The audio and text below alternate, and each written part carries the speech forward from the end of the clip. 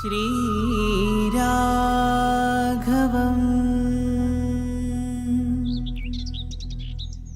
दशरथात्मजमप्रमेयम्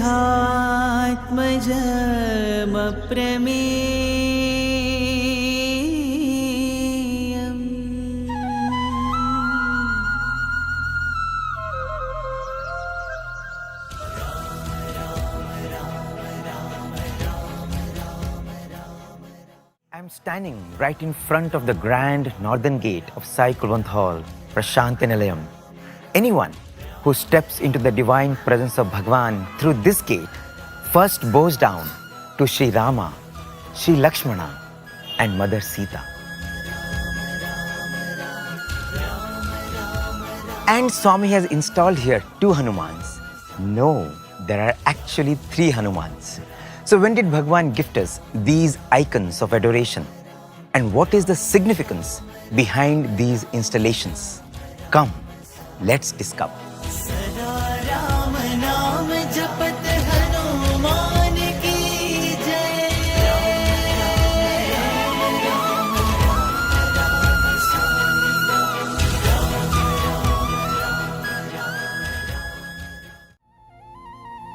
While every stone and statue, every tree and temple in Prasanthi has been placed here by the divine master plan, still, for every facet of this plan to unfold, the Lord picks his instruments. And the chosen instrument for this sacred shrine was Sri Subramanya Chettiar, who came to Bhagwan way back in 1944 when Bhagwan was just 18. The very first sight of Bhagwan sealed his faith, and since then, there was no looking back in his deep devotion to Swami. But in 1983, Sri Chettiar went through a painful personal tragedy. He tried many ways to overcome that intense pain. But what helped him the most to get over this terrible sorrow in his heart was the incessant chanting and writing of the name Om Sai Ram. This filled his heart with so much peace, not only peace, but also filled his life with abundance. And that is when Sri Chettiar thought, how nice it would be if everyone benefited from this practice. If only everyone took to chanting and writing of the name, their lives too would be filled with peace and prosperity. Thus, as divinely ordained, the dissemination of this practice became his life sadhana. And that's when Sri Chettiar took Bhagwan's permission and blessings and formed the Sri Sai Rama Kotinama Likhita Yagna Committee. So this committee distributed rule notebooks which had adequate space to write Om Sai Ram and gave them away free of cost to anyone and everyone. Soon many people took to it with discipline and devotion, and the joy and peace they derived from it only kept them going to complete more and more number of books, thus transforming this practice into an elevating movement.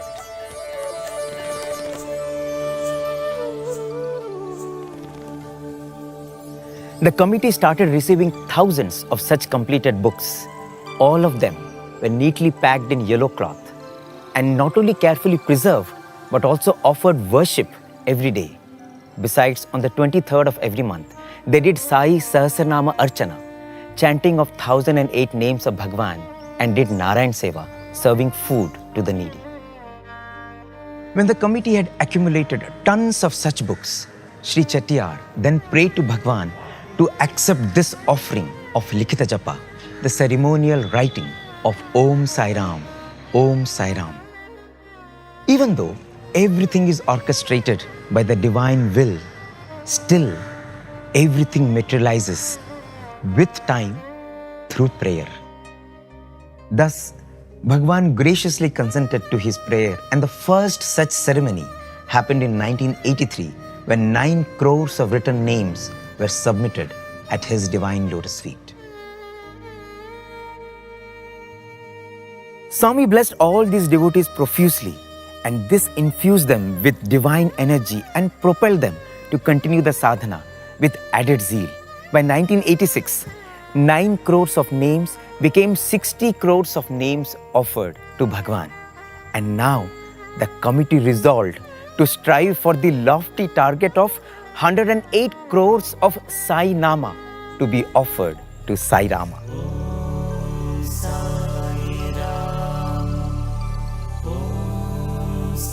This sadhana now went international. Seekers were no more restricted to Tamil Nadu or South India.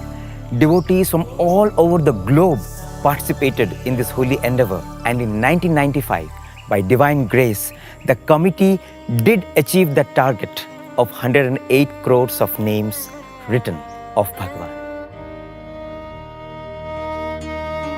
Deeply humbled, Sri Chettiar prayerfully requested Bhagwan's permission to organize a grand event to commemorate the occasion. Bhagwan consented for it. Encouraged by Swami's response, Sri Chettiar again prayed, "Swami, can we install a statue to mark the moment?" Swami smiled and he welcomed the idea. And then he kept quiet for a while and then said, "No one knows the efficacy of Rama's name more than Hanuman. Hanuman alone knows the power of Rama's name and the glory of holding on to Rama's feet. So make a statue of Hanuman." Sri Chettiar immediately asked, "Swami, what kind of material should we use to make the statue?" "Make it in marble," came Bhagwan's direction. "Swami, what should be the posture of this Hanuman?" Swami said, "This Hanuman should be different. This one should be a Bhajan Hanuman. Hanuman lost in contemplation of Rama's name." Bhagwan actually physically demonstrated the posture of Hanuman and said his one hand should be up and the other hand down, both as if holding cymbals and singing the name of Rama. Bhagwan, in fact, immediately gave the date for the installation of this Hanuman and said, this should be ready and installed on August 31st, 1995.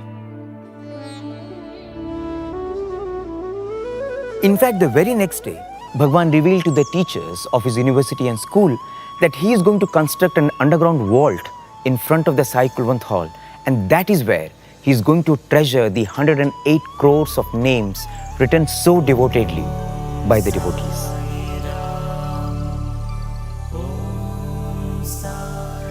What many may not know is that when Sai Kulwant Hall was inaugurated by Bhagwan in July 1995, it was 1/3 of its current dimensions.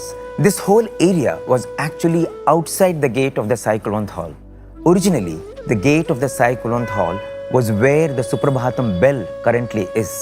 Later on, Swami extended the hall successively in 2 stages till it merged with these sacred installations.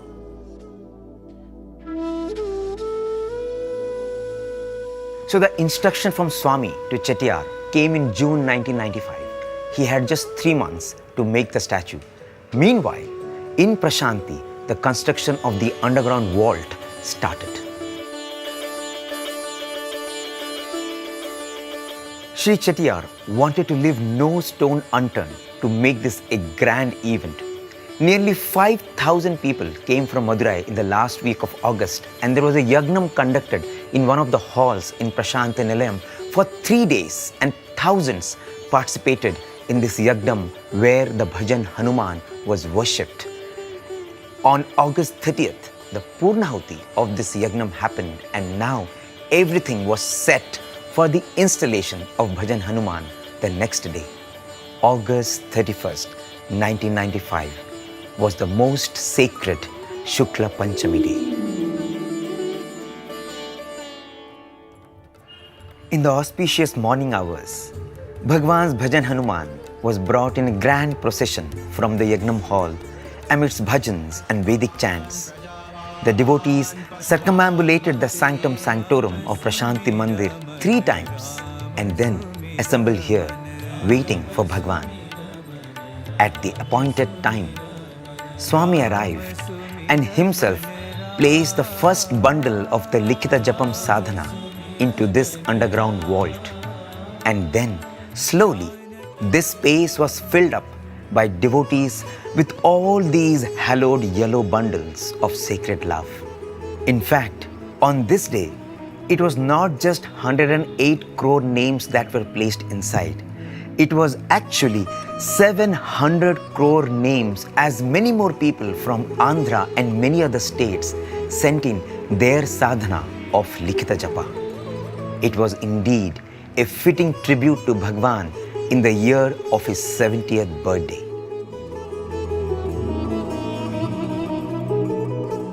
After all these pearls of devotion were placed inside, the door of this vault was closed forever. It is on top of this holiest of holy vaults that Bhagwan installed the blissful Bhajan Hanuman.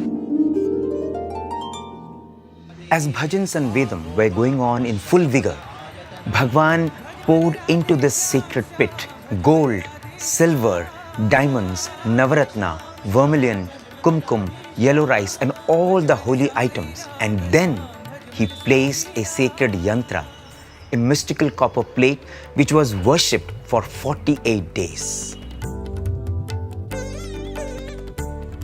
After Bhagwan had installed the yantra, Swami most benignly gently pushed the Hanuman to its designated spot.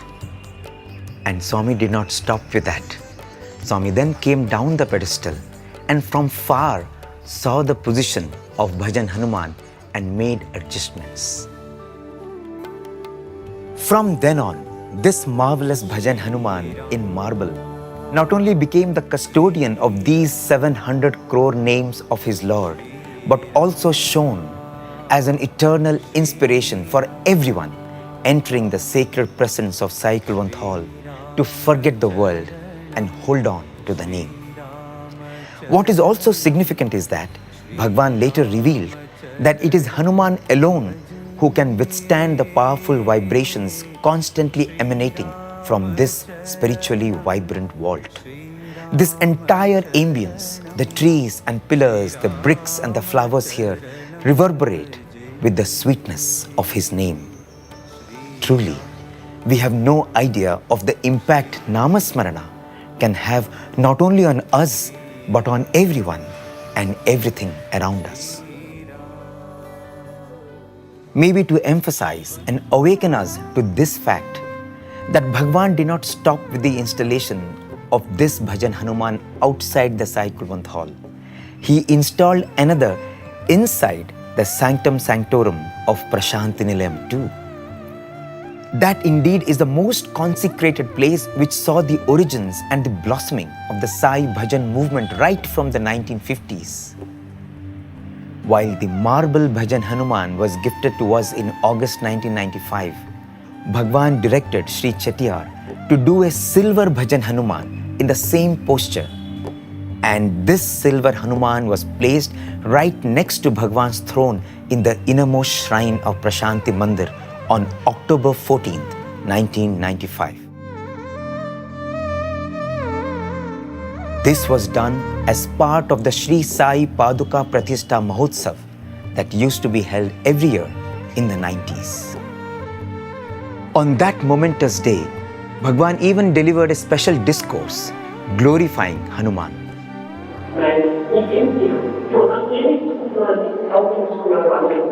What is that which is you? And you myself from you, and we ask you. If he transformation is not possible to say, what is it to you? You have the power to do it. Transformation is not even transformation to your life.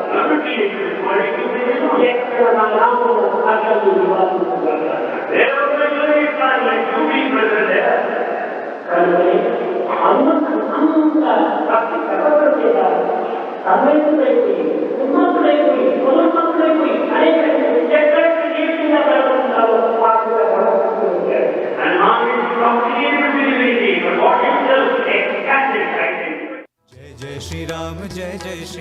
Just like Ramanama helped the Vanara Sena to cross the ocean in the Ramayana, it is Sai Ramanama which will help each one of us to cross our ocean of depressions and delights. The Bhajan Hanuman installations are indeed symbolic. As we enter the Sai Kulwant Hall every day, it is as if Bhagwan is telling us, I want you to be like this. Can you reach this exalted state? Lord Hanuman is here to inspire us, ignite us, and elevate us so that we too can suffuse ourselves with that seraphic joy of singing his name and rising to that ethereal plane of constant ecstasy of his presence. Jai Hanuman, Jai Sri Ram, Jai Sai Ram.